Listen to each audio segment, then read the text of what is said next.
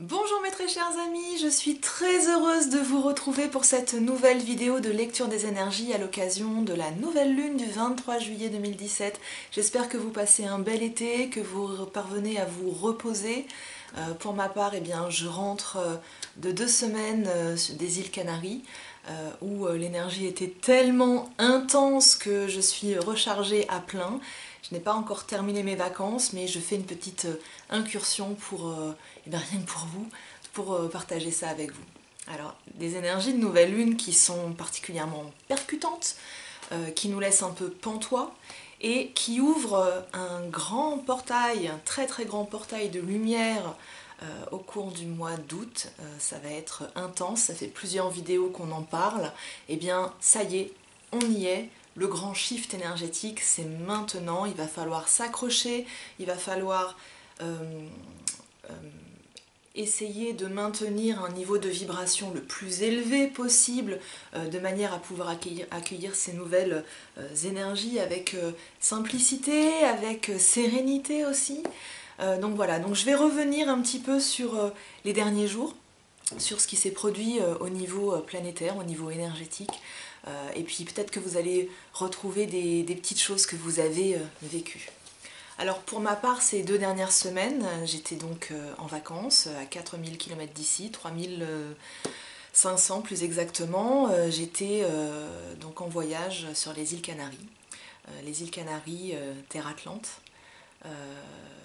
avec des énergies extrêmement intenses, très très différentes de celles qu'on peut côtoyer ici en métropole française. J'ai été un petit peu perplexe, perdue au début parce que les énergies étaient tellement intenses que je ne ressentais plus du tout ma propre énergie.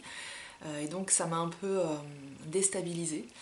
Mais j'ai quand même ressenti un certain nombre de choses et notamment j'ai reçu énormément de messages pendant ces vacances, énormément d'informations. Il va me falloir du temps pour intégrer tout ça, voir aussi comment ça va se traduire par la suite dans ma pratique et dans ces prochaines vidéos.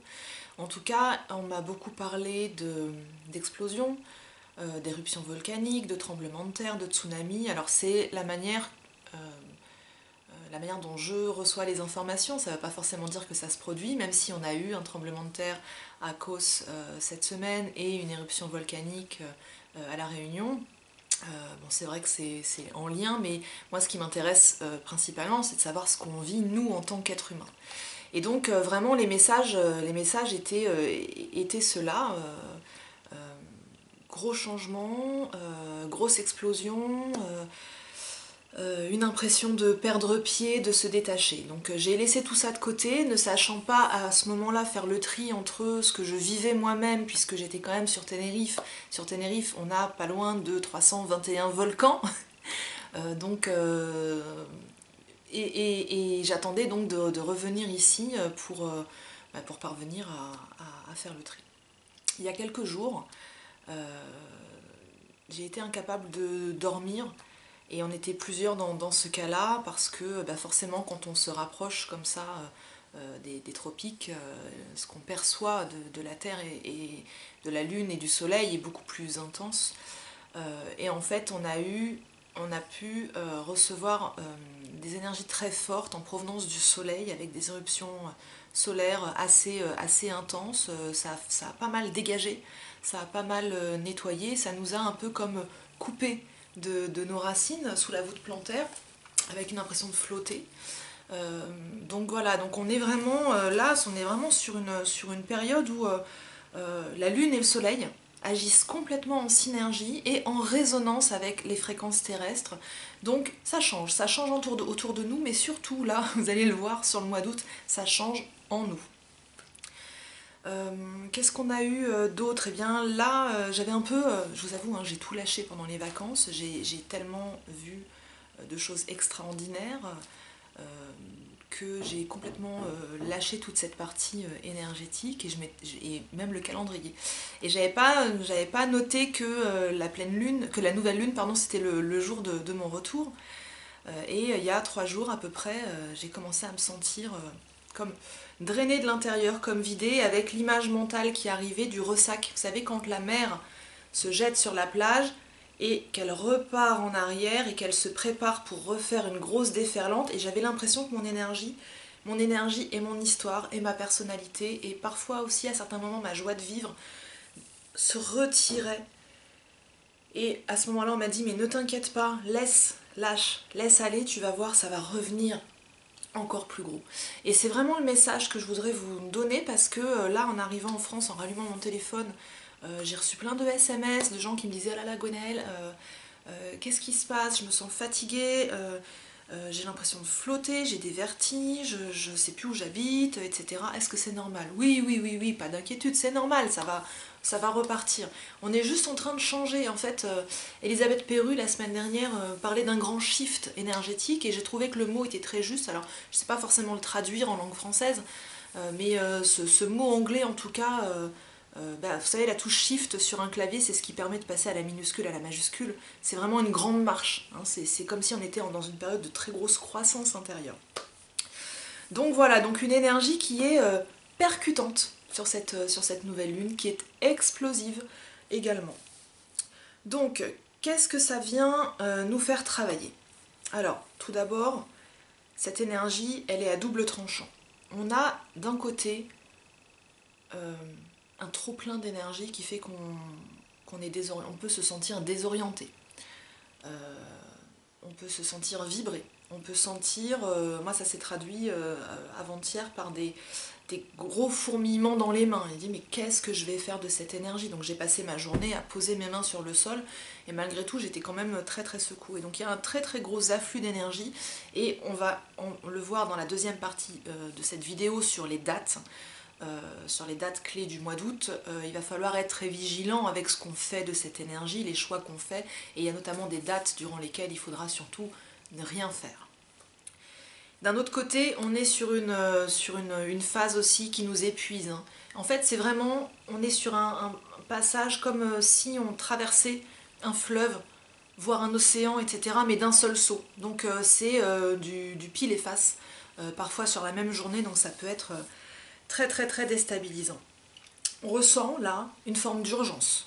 Il y a une urgence, comme si un sentiment de danger ou un sentiment de devoir tout faire, tout boucler avant de partir. Donc on n'est pas en train de partir, on est juste en train de changer.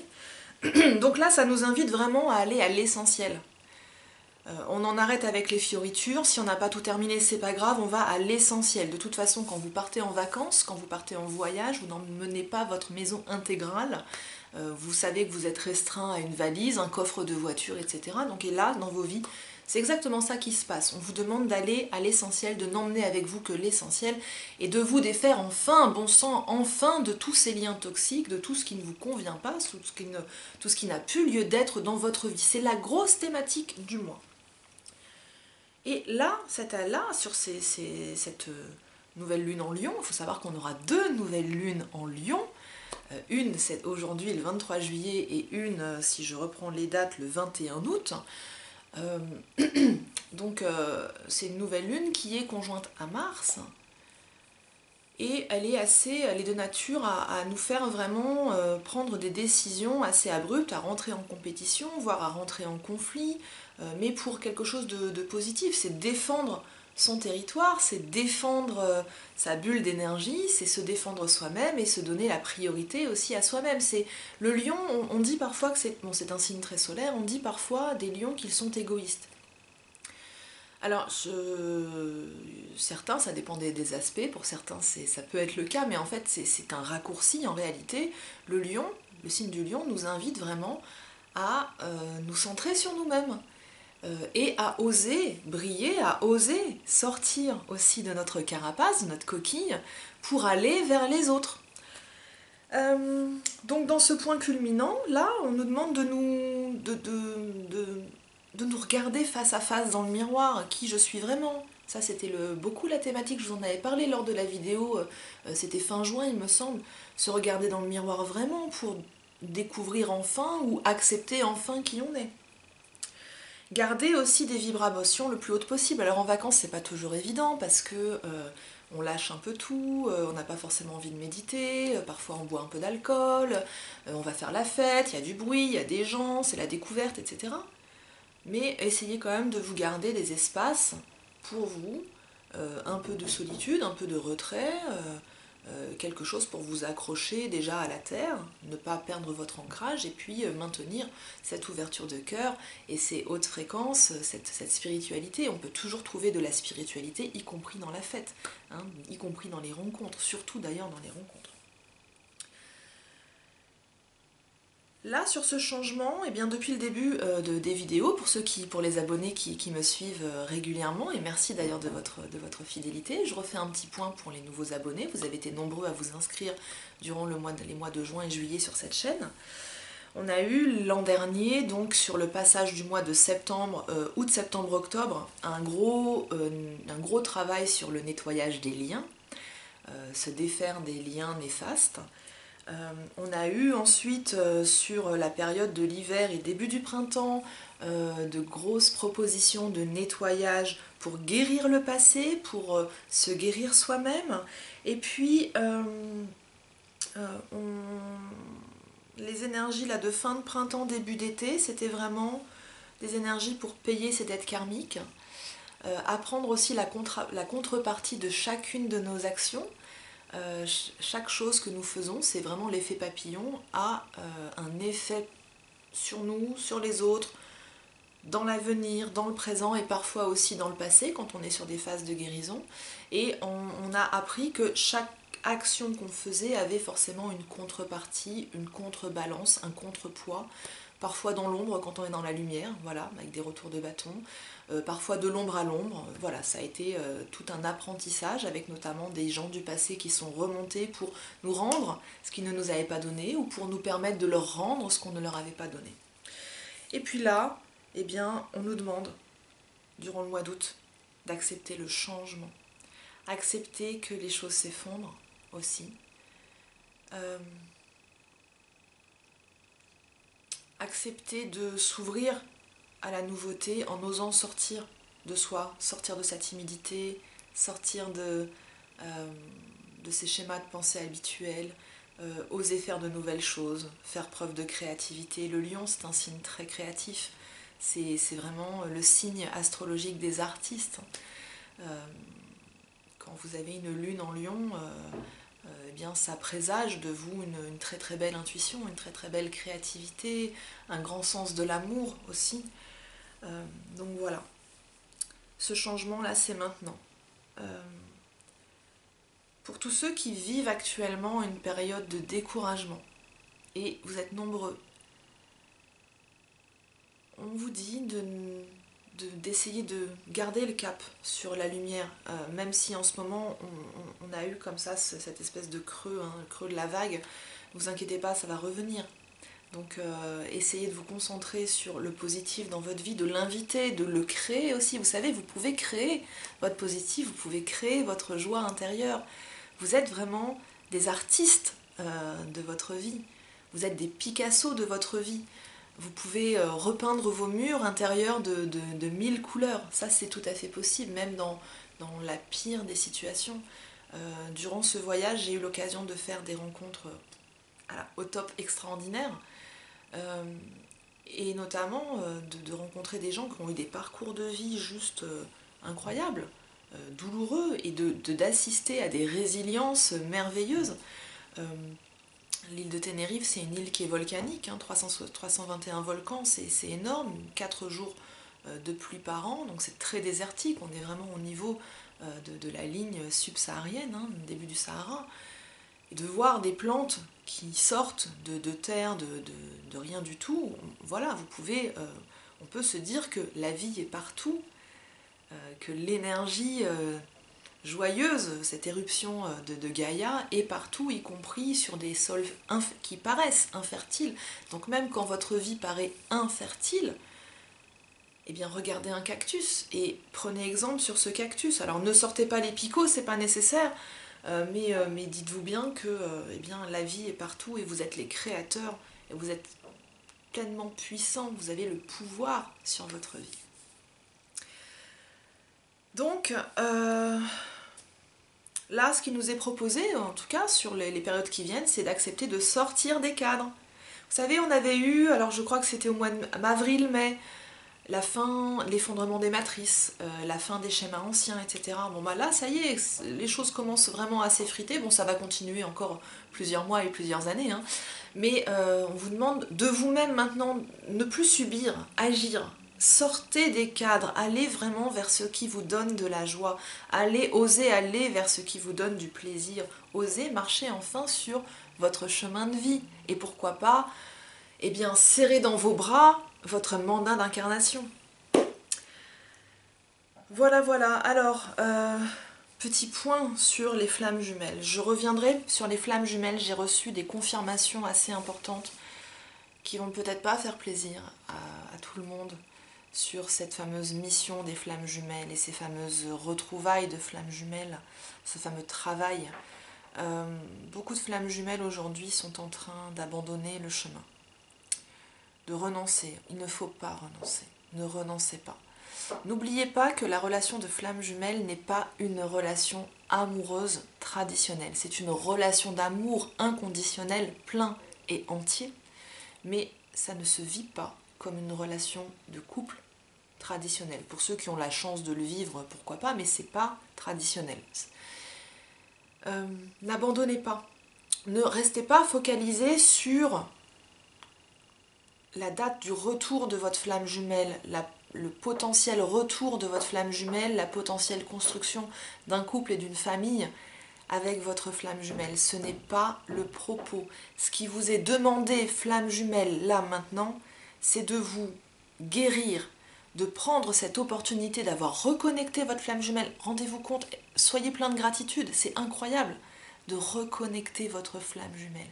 Et à partir de cette reconnexion, de regarder toutes les blessures que ça soulève, tous les traumatismes que ça vient chercher, tous les schémas anciens qui n'ont plus lieu d'être, et travailler sur vous-même. Faites des soins énergétiques, allez voir des kinésiologues, allez en thérapie, méditez, guérissez vos blessures, pardonnez-vous, aimez-vous. C'est ça le chemin maintenant. C'est pas autre chose. C'est ça le chemin maintenant. Trouvez l'unité en vous-même. Ne cherchez pas dans vos lectures un peu ésotériques, un peu New Age, comment retrouver physiquement votre flamme jumelle. Ce n'est pas le propos pour tout le monde. Seulement quelques-uns aujourd'hui retrouveront physiquement leur flamme jumelle, mais pas tout le monde, pas maintenant. Aujourd'hui, pour ceux qui sont au début de chemin, travaillez sur vous-même, c'est important.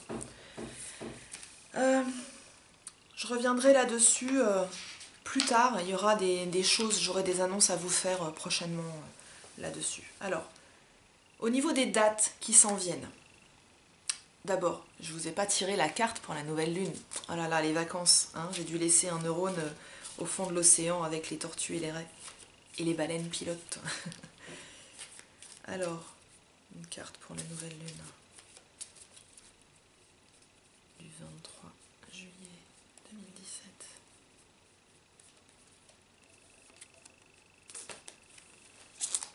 La transformation, la transmutation.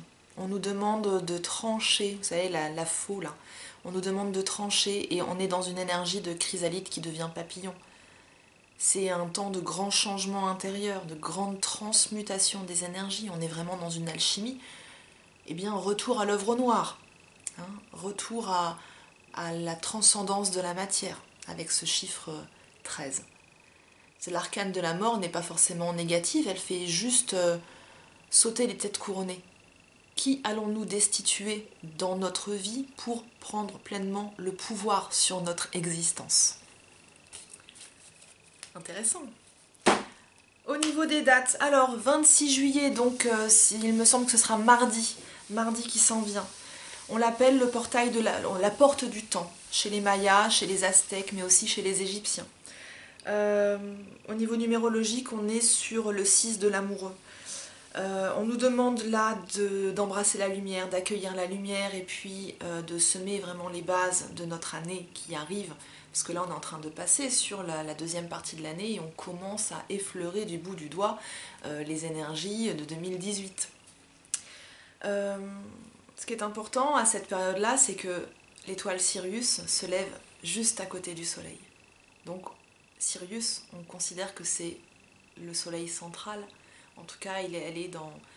Cet astre est dans l'amas de constellation des Pléiades, et on considère que c'est le cœur de notre univers.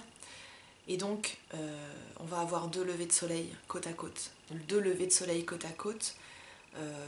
On est déjà dans cette énergie-là depuis quelques jours. Moi, je sens la boule de lumière très très très intense au-dessus de ma tête. Parfois, j'ai même l'impression, même qu'en pleine nuit, il faudrait que je mette des lunettes de soleil tellement c'est fort. Eh bien, on reçoit vraiment un afflux de lumière cristalline. Donc, c'est vraiment le moment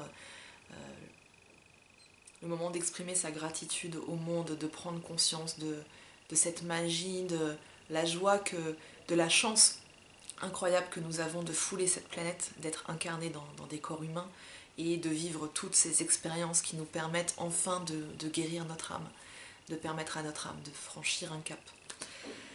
Donc voilà, 26 juillet, c'est une date qui va être vraiment pétillante pour nous tous. Le 1er août, alors attention, 1er août, on est sur la bascule annuelle. Les énergies sont tellement fortes qu'il est absolument déconseillé de donner un soin énergétique, de recevoir un soin énergétique, de faire des travaux de dégagement, de faire des travaux énergétiques, etc. Ésotériques, pardon. C'est vraiment un temps de repos. Si vous avez l'occasion de prendre une journée de congé pour ceux qui ne sont pas en vacances à ce moment-là, mais en tout cas faites des choses calmes, tranquilles, posées. Là, c'est pas le moment, même de méditer en fait, c'est pas forcément conseillé de méditer parce que les énergies sont tellement hautes qu'on pourrait décrocher et perdre notre ancrage. Donc attention, vigilance. Le 7 août, ah oui, donc pour en revenir au 1er août, on dit que c'est la nouvelle année planétaire en fait, pour les kabbalistes.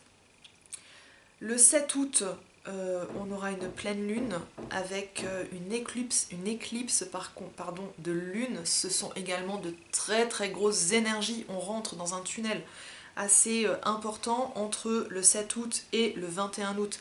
Éclipse de lune, puis éclipse totale de soleil. Donc éclipse de lune sur la pleine lune et 21 août, éclipse totale de soleil visible au niveau des États-Unis et de l'Amérique du Sud. Et conjointe à cette nouvelle lune. Donc c'est un très très gros vortex d'énergie. Ce sont des passages qui ne sont pas forcément évidents. Ça va nous faire revenir en arrière, notamment revivre des expériences que nous avons vécues en 2008, en 1999 également. Donc juste keep quiet, on reste calme, d'accord. Le 8 août, portail du lion. Et c'est aussi un portail de la flamme double. Le portail du lion, eh bien, c'est une très très grande ouverture de lumière. On reçoit des énergies de type cristal avec des influx d'informations. C'est une date pour travailler, méditer sur le cœur. C'est une date vraiment d'ouverture du cœur. Peut-être que vous le ressentez. Moi, ça fait déjà quelques jours que je me prépare à ce portail et mon corps me le fait savoir avec l'impression que mon cœur se dilate très fort. J'ai parfois l'impression que mon cœur va tomber en fait. Et ça, c'est vraiment dans le chakra cœur ici, l'ouverture du cœur. C'est le portail de l'amour. Ce qui est intéressant, c'est qu'il est également un portail de la flamme double. On sera vraiment connecté à cette date-là au soleil central. Et je vous invite à méditer sur le lemniscat. Le lemniscat, c'est le signe de l'infini. C'est l'infinité du courant de la vie perpétuelle. C'est l'énergie perpétuelle. Méditez sur le fait que nous sommes des âmes en transit et que nous sommes dans un cycle de vie perpétuel. Nous nous réincarnons simultanément dans toutes nos vies. Nous vivons toutes nos vies simultanément de manière verticale et il est possible ici maintenant de guérir le passé, de préparer le futur parce que le temps n'existe pas. C'est un petit peu fouillé, mais allez vous renseigner, il y a beaucoup de choses intéressantes à comprendre et à intégrer. Le 10 août, on l'attendait celle-là, c'est le premier portail, le premier véritable portail du 1 de l'année. On a eu des portails du 10 jusque-là. Là, avec le 19, on était vraiment dans l'année de la salamandre, donc voilà, là on est sur un portail du 28, portail du 1. La roue tourne le 10 août. Il va y avoir des revirements de situation. mais des choses même qu'on n'a pas forcément prévues. Voilà. Et puis enfin 21 août, ah oui, pardon, j'allais l'oublier, 15 août, l'Assomption, le jour de Marie. On vient d'avoir hier, le 22, le jour de Marie-Madeleine, 15 août, le jour de Marie. Ça va être aussi des beaux moments de partage. Laisser sa féminité sacrée s'exprimer et s'élever. 21 août, nouvelle lune avec éclipse de soleil. Ça va nous apporter beaucoup de vitalité, de force, de joie. Et ça va nous ouvrir sur les énergies de septembre qui vont être... comment je pourrais les qualifier, ces énergies de septembre? Je crois que remuant, c'est pas le mot. Déstabilisante, déroutante. Pas tout à fait de la même manière que le mois d'août. Là, le mois de septembre, ça va être plein de surprises. En même temps, c'est le mois de la rentrée des classes, donc c'est normal, c'est toujours très, très agité. Mais là, ça va être agité avec des hauts et des bas très fréquents. Je crois qu'on va plus trop savoir où on habite au mois de septembre. Mais tout ça, c'est pour du mieux, hein. On est en train, enfin, de se diriger vers des énergies beaucoup plus calmes, beaucoup plus lumineuses, avec des résolutions de conflits personnels aussi d'ici la fin de l'année. Alors des séparations, beaucoup de séparations de couples là sont à l'œuvre actuellement, mais c'est pas nouveau, hein. Ça fait partie des énergies des 3-6 derniers mois. Mais aussi beaucoup de belles rencontres, on rentre vraiment dans des énergies de cohésion, des énergies où on va prendre vraiment plaisir à être les uns avec les autres et trouver l'amour, trouver des véritables moments de grâce et inviter cette grâce de manière plus régulière, plus quotidienne également. Donc voilà. Donc j'en ai terminé sur ces énergies de la nouvelle lune. Je reviendrai prochainement avec des petits écrits sur la page Facebook et peut-être d'autres vidéos aussi pour en parler plus en détail entre deux transits. Dans tous les cas, eh bien, je vous souhaite un excellent mois d'août, hein, une excellente nouvelle lune. Et puis je vous donne rendez-vous prochainement. Pour ma part, je vais terminer de vider mes valises et préparer les prochaines, prête encore pour l'aventure. Je vous embrasse très très fort et je vous dis à très bientôt du fond du cœur. Namasté.